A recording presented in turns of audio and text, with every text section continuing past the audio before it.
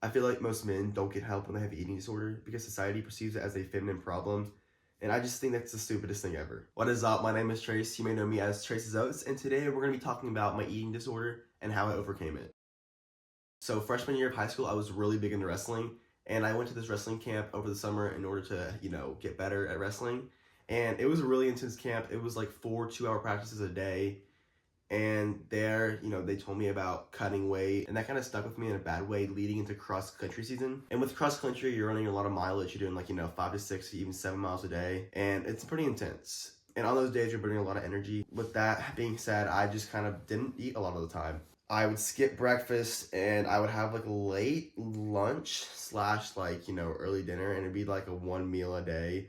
And it was really bad. Like I remember waking up going to practice and I was like, I'm so hungry, but then I just wouldn't eat because I thought it would help me for wrestling, but that was just not it.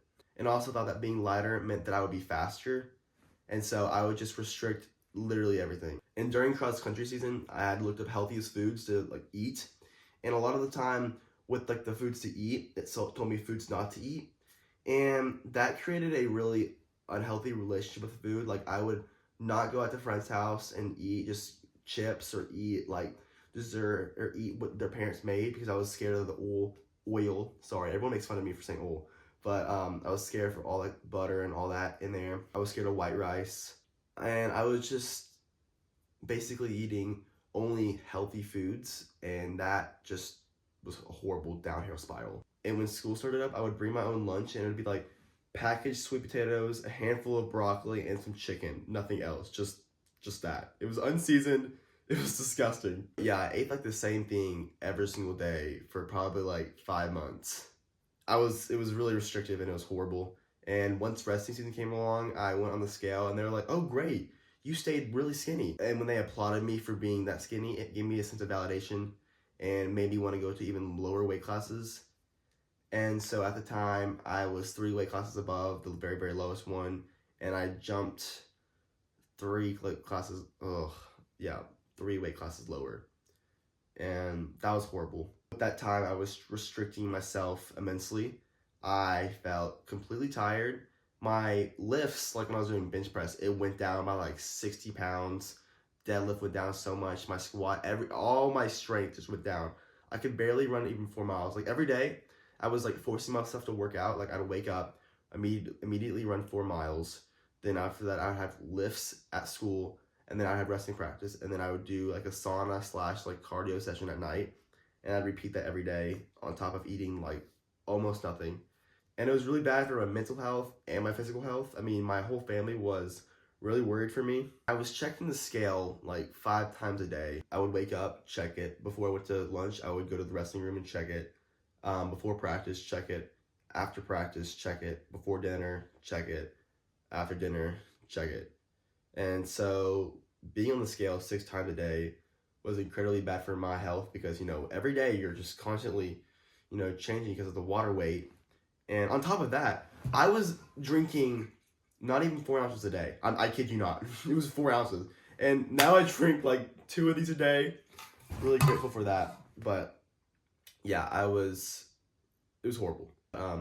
I was having one of those annual check-ins, and my dad wanted the doctor to do some extra work on me just to make sure and ensure my body was okay because he didn't think that I was looking okay. And the results came back, and my kidneys were failing, and I didn't have that much longer to live. And so that right there was when the moment I was like, wow, I need to get my shit together, and I need to do something about this. And so that was only about 2 weeks before wrestling ended. I got fifth at state, which was awesome, but I immediately took a break from, MyFitnessPal, the scale, my food scale, all of that, and I just had to be uncomfortable. I ate whatever I wanted in a way. It was still really hard. I felt so I couldn't control anything, and that was my biggest thing is I wanted to control everything. I wanted to control, how many calories I'm putting in my body, how many grams of protein, how many grams of fats, all that stuff. That's just I needed to step away from it. But when I stepped away, it felt so uncomfortable that it was comfortable, if that makes sense.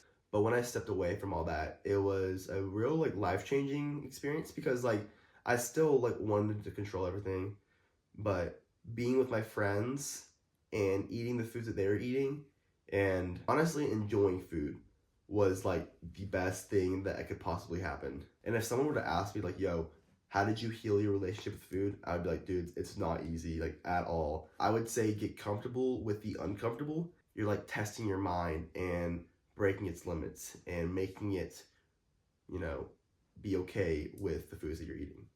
And honestly, with ditching the scale, MyFitnessPal, all of that, it allowed me to eat whenever I wanted to. Like I would literally eat a snack whenever I wanted to. And that was the best thing ever because I used to always have my meals at a certain time every single day. Like, oh, at 7:53, I have to have my breakfast. Oh, at 10 o'clock, that's when break is. I have to have one clementine with like 10 almonds. Yes, it was like that down to a T. But once I, threw away all that, it was the best thing ever. And honestly, this is not a linear path. Like, there's some days where I felt like crap and did not want to do what I was doing. I wanted to check MyFitnessPal. I wanted to count everything. But it's all about, one step at a time, slowly pushing yourself to be where you want to be. Because a lot of the days you feel like crap, but those days where you feel so like food freedom, it makes you realize why you're doing what you're doing. But yeah, thank y'all so much for watching. It's kind of hard to talk about this just because I've never really sat in front of a camera or with my phone and talked about this. But yeah, I hope you'll have a, great day, and I hope you learned something. So y'all have a great day.